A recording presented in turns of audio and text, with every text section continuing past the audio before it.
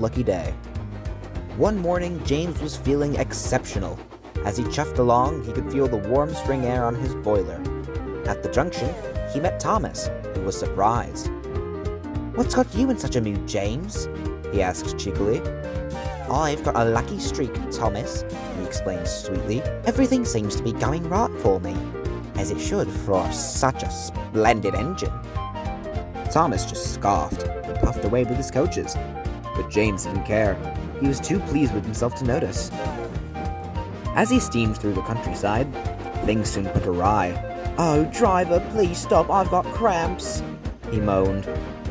James soon slowed down and was moved into a siding, right beside the ice cream factory. James was speechless. "Pah! Slippery sidings for sticky trucks. What would the others say if they found me here?" He soon found out. Thomas came steaming in, pulling a train of milk tankers. James was surprised. "Thomas, but what about your passengers?"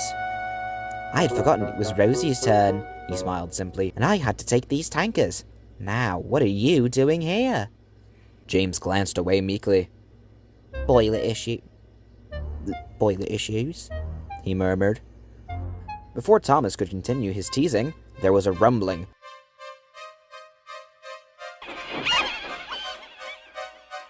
And a runaway train rocketed through on the other line. James grinned. "Seems that my boiler issues were luckier than I thought," he said, as a splash, a splinter, and the groans of hurt trucks were heard in the distance. Thomas stared in disbelief as James, still wincing and panting, steamed away towards the station. Later, James was making his way down the main line with his coaches. He climbed over Gordon's Hill when suddenly it happened. "Brakes, please," said James, who had been waiting for some time.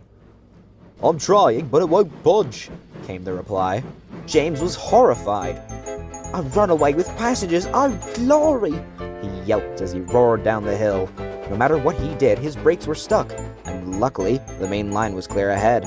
As he came towards Marin, he realized he was slowing down.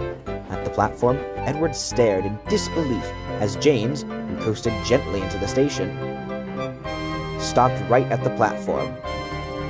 "Well, would you look at that?" he grinned smugly. "Right at the platform. Seems my lucky streak hasn't run out." Edward had heard it before.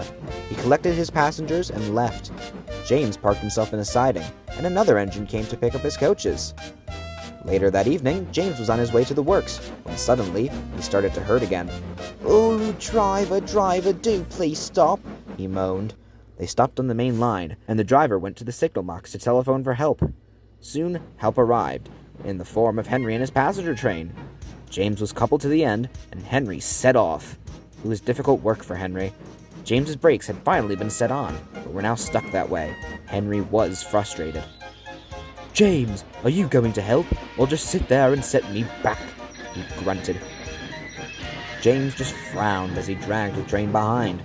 Finally, they reached the workstation. Henry was panting and red in the face. A boy and his father were on the platform. "Father, why are there two engines here?" he asked. "Well, son," said the man, "it seems that Henry was having some trouble, and James gave him a hand." Henry was speechless. James could only smirk wildly.